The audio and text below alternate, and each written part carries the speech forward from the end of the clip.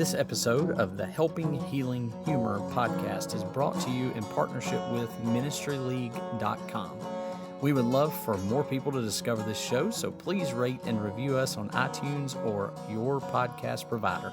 Feel free to share on your social media and subscribe at benandtravis.com for the free ebook, 28 Days of Focused Living. Welcome into episode 2 of the Helping Healing Humor podcast with Ben and Travis, with author Matt West, also a middle school principal. Am I right? I'm an assistant principal. I wouldn't want to take the glory away from the principal. So, but higher than assistant to the. I consider myself the Dwight Schrute of the school. Okay, got you.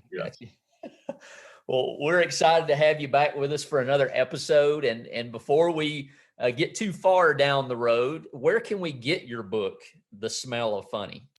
Yeah, there's an online shop that I like to use that has the book. It's OklahomaBooksOnline.com. That is OklahomaBooksOnline.com, just like it sounds right there. But yeah, the guy who put the book together for me, he actually has a service in which he sells it. It is available on Amazon, but I would much rather sell it through a small business as I would through Amazon. And I don't even want to get into the where's, why's, and how's on that. But yeah, OklahomaBooksOnline.com. And you just go to the author's page and click down on Matt West, and it'll tell a little bit about myself, my family, and the book, and you have an option to purchase there. Definitely a good read that I think will definitely check the list of humor off of our title. So I want to make sure we do that and talk a little bit about the book. And one of my favorite sections says, we now live in a society that has to hashtag everything and post it to social media. Now, I may be a little bit of a hypocrite here because I'm always hashtagging things. I wish you could hear my eyes roll back in my head every time I read one of those stupid union hashtags. They try to outdo each other by naming their wedding something even dumber than the one before them. Have you realized that these are the same dummies that will be taking care of us in the senior center? I can see them taking a picture of me and tagging it something stupid like hashtag denture adventure, hashtag tapioca Tuesday, or maybe a picture with me and a couple of other folks that are there and tag us as the hashtag prune posse. Yeah, I can't wait. I will be using those. Yeah, please do. Hashtags for this you would probably be the only hashtag with those names on there. But yeah, I don't know. It gets kind of frustrating, which I've got my daughters that are in that season of life, so they're in a lot of weddings and all, but now it's just something they do, that try to do the one name with the two names and outdo each other. And it just, I guess as a boomer, if you will, it grates my nerves to hear these goofy things. And there are some good ones out there, and I would, I wish I could call them my name, but I don't want to insult anybody. But there are, it seems like they try to do that though. They are trying to outdo, the ones before them, just to be honest with you. And those crazy like baby reveals too, like gender reveal parties and setting forests on fire and all sorts of stuff with gender reveal parties. So it gets interesting. Well, it seems like people might take that to heart and not have any more out of respect for our forests, or avoid fire. Anything that might spark. Altogether, yes, that'd be good. No spark setting. Yeah. Where's the fun in that though? I don't know. I mean, I can't find the answer anywhere that, in my mind. I mean, it seems like the more fireworks you could have to pronounce a 50% guess. I don't, it's not like you have picked 7 numbers for the lottery or anything like that. You literally have, 50% to 50%. And it's just this big, commotion over generic news, just to be honest with you.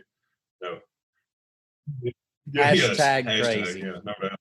Hey, I hope people stay crazy, because Lindsay's balloon business is booming at the moment, because my wife, she helps decorate for parties, and it's like the side hustle is rolling because people want to just put whether or not they are having a boy or a girl. So keep it up, America. Keep being crazy.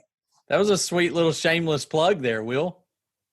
I do my best. Hey, I'm telling you, I'm just a good husband. Just a good husband. That's right.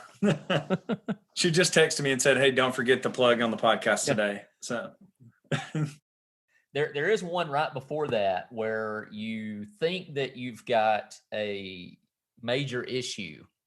You're having this pain in your side, and it is revealed to be a sharp piece of Cracker Jack. Yeah. I wish I could say it wasn't a true story. So that one's not made up. That one's for real. Well, it didn't last for 3 weeks. I mean, it was a while. I mean, it was like 2 weeks, 6 days. I mean, it took a while.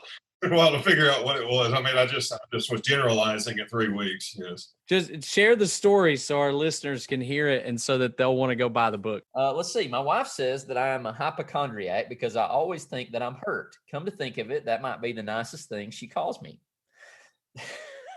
That being said, I try not to tell her when I'm injured or hurting because I know her sympathy has run thin on me.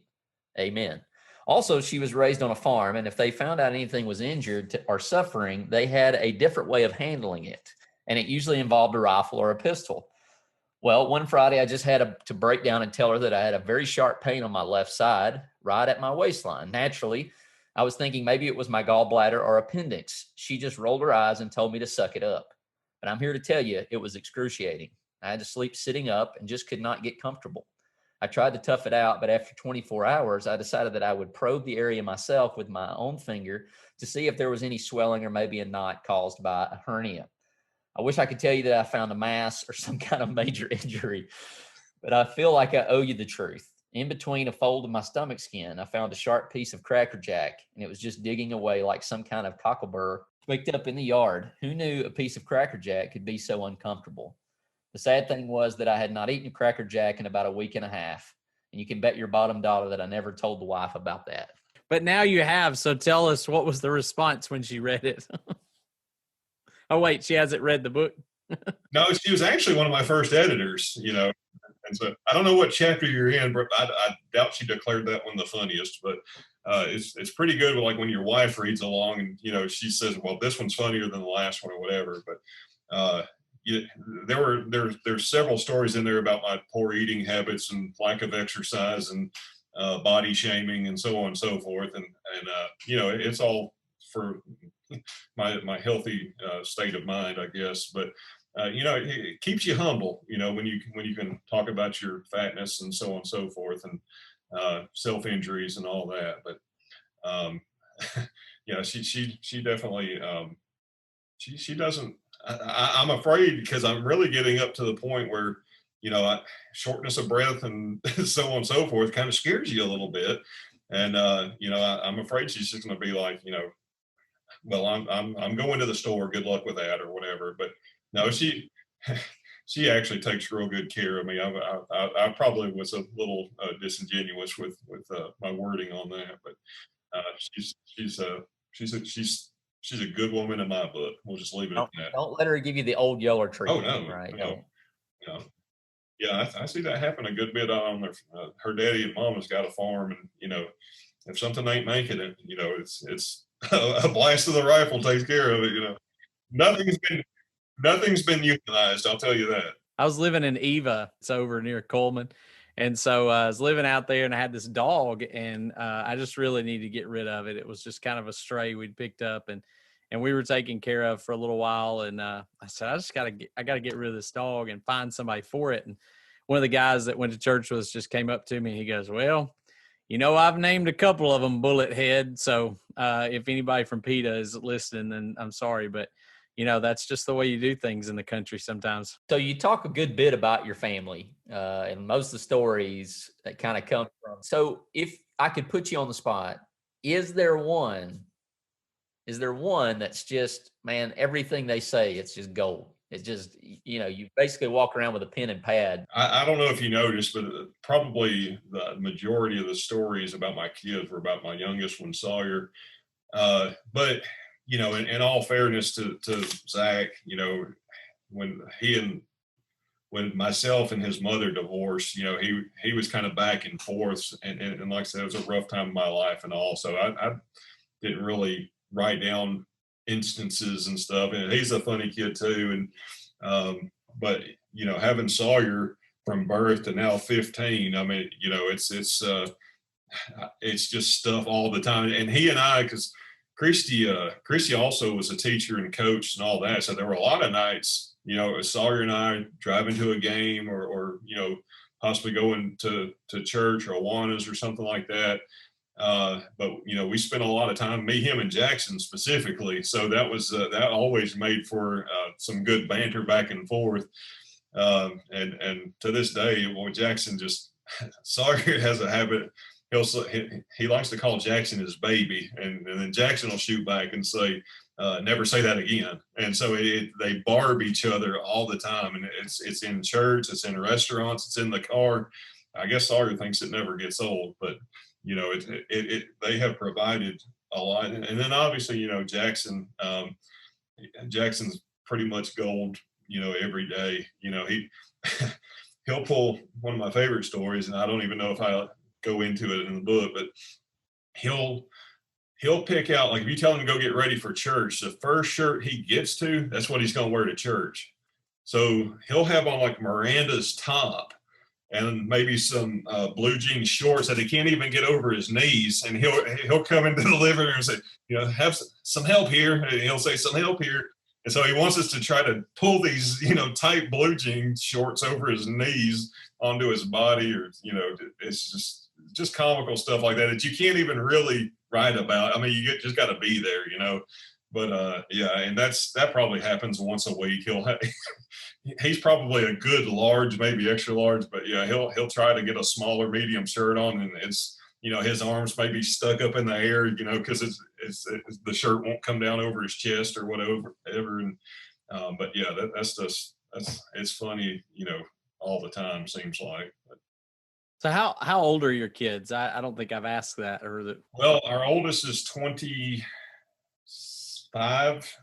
so we're 15 to 25, or 15 to 26, just in case I got that wrong. So I was about to say, I won't make you try and name their birthdays, because I've asked Ben to do that before, and it's just really embarrassing, somebody trying to label all 5 of their kids' birthdays.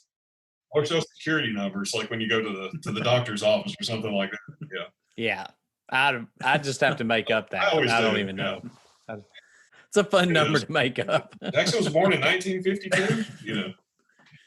Coach, you've talked about, some challenges that you have faced in your life, some things from the divorce to being a special needs parent, all of those things. What are some things you would say to people that are going through similar circumstances that may not have, just listening to your outlook on life is very encouraging, because you seem to look at the positive side. You talked about that humor from your dad being a blessing, but what are some things that other people may could do that are going through some of these difficult situations as well? I have found that, me specifically, people a lot of times that go through trouble points in their life try to do it on their own. The biggest piece of advice I could give people is there are people out there that want to help you, and let them do so. It's not a weakness to admit you're hurting, or you need help, or you just need an ear, or especially as men, a lot of times I think we put ourselves up there where we don't want to admit we're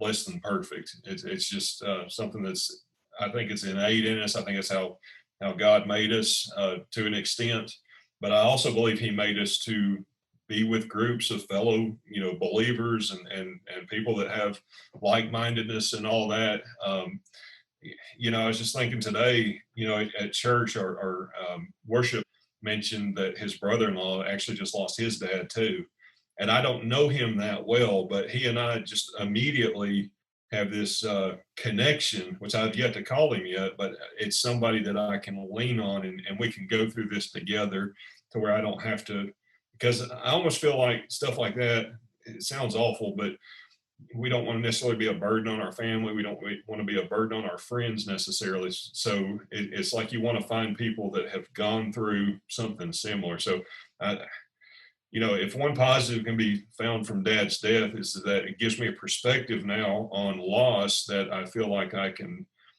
hopefully pour into someone else, and not everybody has that. And But it's just really, it's hard for us just to reach out and ask for help. And it doesn't have to be church necessarily. I mean, there's people at work going through the same thing, but you almost have to kind of illuminate your issues in order for people to, if you want people to ask you what's wrong, then you're going to have to show that you've got, something wrong with you, and not be afraid to do that. So, and it's hard for us to do sometimes. Yeah. In that same vein, what are some ways that you've seen people, you could say church, family, or others who have, is there anything they did to really encourage you and help you through some of these struggles, whichever ones? Because I think when we first invited you, obviously, your dad hadn't passed away, and so I know that there's now even some new struggles. But what are some ways that church folks, God's people, whoever has encouraged you? Maybe what are some ways that they might have discouraged you in some of those walks? It's encouraging. I've gotten a lot of messages, texts, letters, and so on and so forth, where people, are thinking about you, praying for you. And when you feel like you're walking with God, I think you are really able to feel the power of prayer. Because sometimes, if you're away from God and people pray for you, to me, it's hard to see that that action be helpful. Does that make sense? And even when I was going through struggles when I was a younger man, I know there were people out there praying for me and pulling for me and all that, but I chose to not put myself in an area to where that would, influence me in a positive way. Instead, I almost became contentious.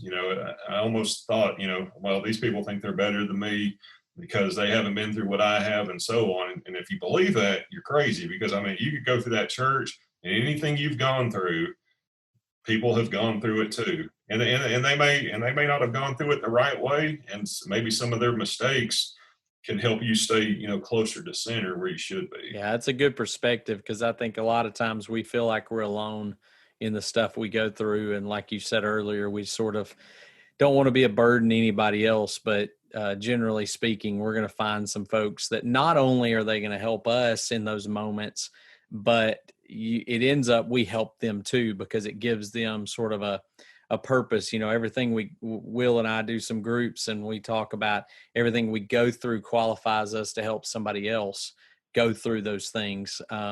But as we help people going through, we're blessed too. Part of the reason I do counseling is because somebody helped me through some difficult stuff in counseling, and I want to help others, but I'm blessed in helping others too. So I think that's a good perspective. Well, and I can take that in my daily work with students as well. I really try to think of what they've done, or maybe they're going through something that nobody knows about and acting out for this and that. So really try to, pour a little grace on them to where, hopefully they can see Christ through me, if they don't have an opportunity to see it anywhere else. Somebody cares about me, which, granted, I end up having to, pour the consequences for their actions out on it, because there is policy we have to follow. There is a way to do that to where it's not demeaning, to where they're hopefully learning a lesson, as opposed to, somebody else just telling them how bad they are. So there's a fine line in that.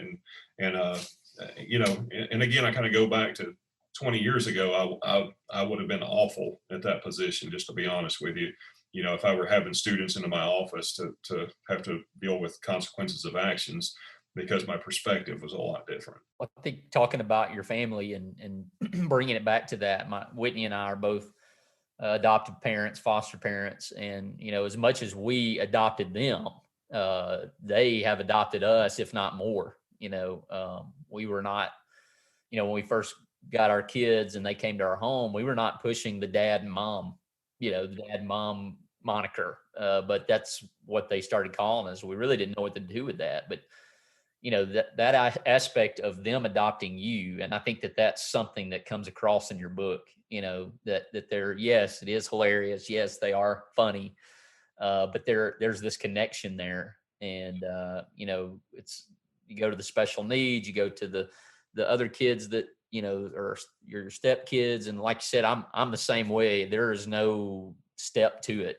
My half brother, Bradley, I have to literally think about him being my half brother to even make that connection, because he's just my brother. That's just the way it is. And, I don't think about his last name being different. That doesn't even register with me.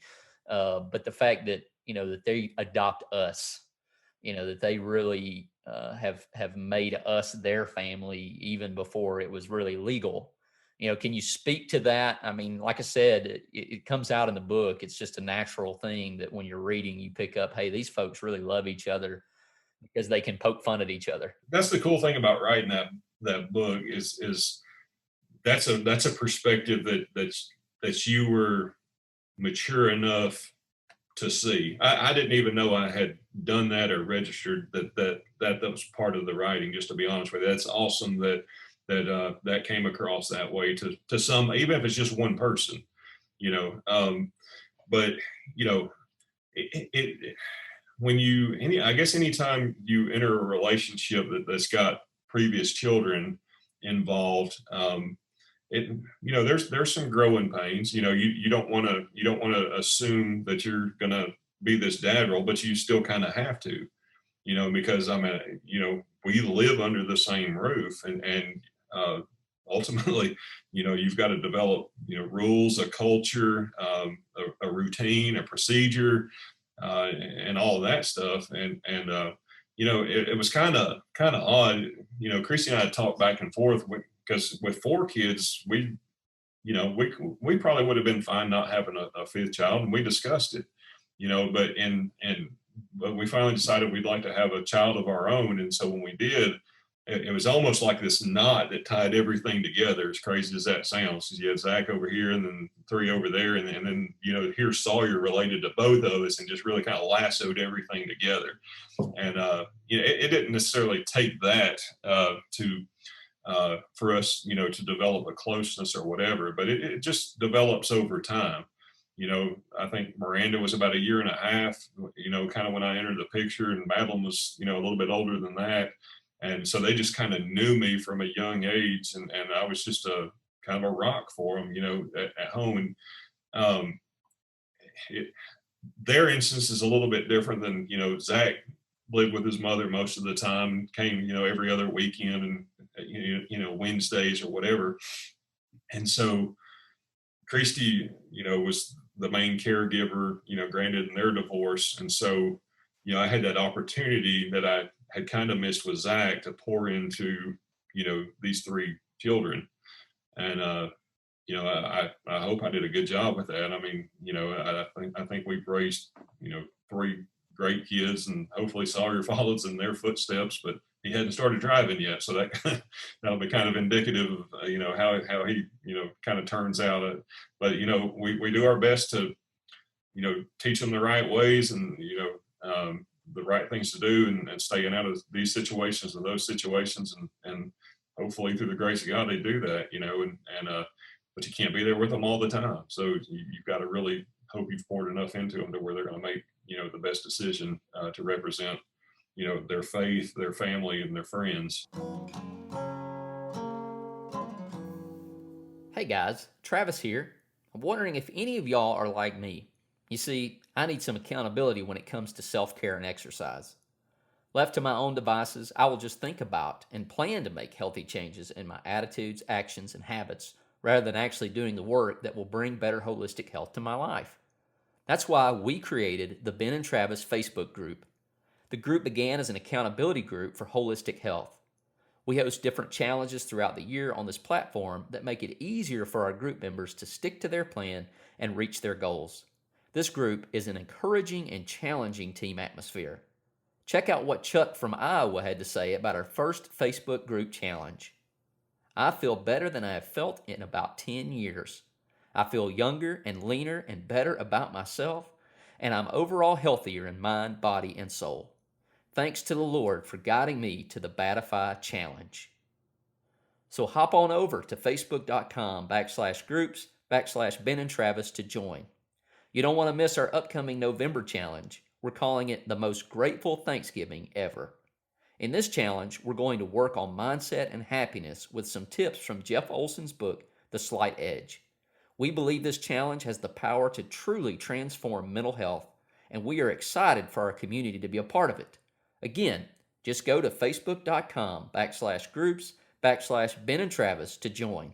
We can't wait to see you there. Well, we've reached that point, I believe, unless you guys have got any more serious questions you want to ask. Or we'll get to of course, this has been a fun interview. It's been great to talk about the book and all those good things. But we do have a few fun questions that we ask to kind of get to know you on a personal level a little bit. And, just like any dad, we all have unpopular opinions, and I'm sure that you've got some. But if you want to share with us one of your unpopular opinions. Christy and I don't really get each other gifts for birthdays or whatever. We're more experienced type people at this point. We'd rather go do something or whatever. Speaking of which, I still owe her an anniversary dinner back from July, and our lives have just been, crazy. She reminded me that a couple of days ago, and so I need to get that taken care of. But that's just that's one. The kids can't believe. Well, you didn't get presents for him, or you didn't get presents for her, and I guess that's just part of how your life changes seasons. It's not about stuff, guys, and it kind of is when you're a kid. You want to open things and all that, but we've crossed that bridge to where we would much rather watch our kids open things, and then man, we're good just going and just being together. So the fact that I've found somebody to do that with and feel that way about has been a real blessing. I've got a Jeep, and so love to take the top doors off with my 2-year-old daughter, blast some music, and just jam out. So when it comes to your song, you've been a coach, pumping the team up or just getting jazzed up for the day, what's your go-to song or band, or who is it? Yeah. I remember answering that, and I was hoping I answered in the right context, but instrumentally, I love Tool, just like all the instruments and the drum solos and all that, and so that gets me going. But there's, Travis, I don't know if you remember the story in the book about Angel as a Centerfold. So my son's with me, he's probably 8 at the time. That song comes on, and he's just bebopping along, and he seems to know every word. And he says, "Hey, Dad, we're walking into church. What's a centerfold?" And I'm like, "Oh my gosh!" And so I quickly thought about I told him, in the Far East regions of China, there's this paper folding art called origami, and the first fold that they do is the centerfold. And that was a good quick answer right there. And I think he thinks that to this day. I hope. And he's told all of his friends about centerfolds. Yeah, at 8 years old, I didn't want him to necessarily know. Well, so what is your most rewatched movie of all time? Man, I got to go with like Dumb and Dumber. Every time it comes on, I just the goofy things. And TV, I'm a Seinfeld guy. I love The Office. Just these things that you can take these little punchlines with you, and everybody knows what you're talking about, when you say it. And I'm real close with our faculty and all, so these little inside jokes from Seinfeld and The Office and all that. But yeah, movie wise, the dumber the better, and then obviously with a name like that, that one's a hard one not to go with. Travis and I have been highly influenced by those movies through the years. The bad thing is when I go back and rewatch them with my kids, I realize that I made the mistake of watching them on Netflix versus watching them on TV, which was where I watched them most of the time, and they were edited. All right, I got one last question, and then we'll wrap it up. And I loved your answer to what is your pet peeve. So in education, we get a lot of people that go on and get their degrees with the doctor this and doctor that, and so when you might call them by their Mr. or Mrs. or whatever, and they correct you to say no, that's Dr. so and so or whatever. That's a game changer for me. And I hate to admit it, I am a grudge holder, and I shouldn't be, but that's one that will put you right up at the top of the list. If I get shushed for that. So Yeah. So that one's up there. Well, Matt, give us that website one more time for your book. Yeah. It's OklahomaBooksOnline.com. OklahomaBooksOnline.com, and just go to the author's page, click on Matt West, and then you'll have an opportunity to go down and kind of see if the book's for you or whatever. But I think it relates to everybody, and I think everybody can get a good laugh out of it, and then maybe come back to it in a year and read it again and laugh again. I try to make it as real as possible. Like you said, I mean, people relate to it in different ways, and I'm glad to hear.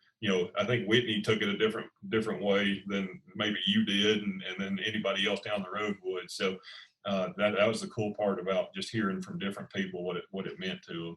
So very genuine book. It's a very real book. Don't come to it with a whole lot of seriousness.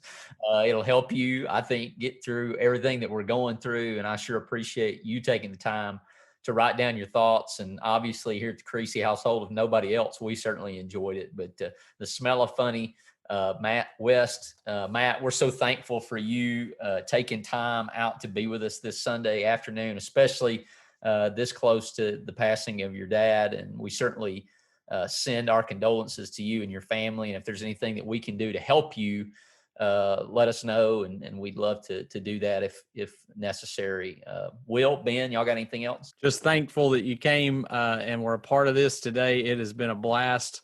My face is kind of hurting from laughing and smiling so much. And just, that you're able to do that so close on the heels of your loss. We do appreciate you sharing all of those stories with us, and look forward to maybe seeing you again.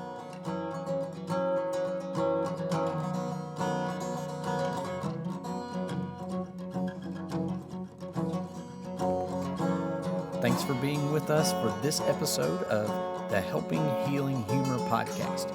Be sure to download our free ebook, 28 Days of Focused Living, at benandtravis.com and receive all of our Helping Healing and Humor extra content directly in your inbox. We look forward to having you join us at the same Ben and Travis time, same Ben and Travis channel.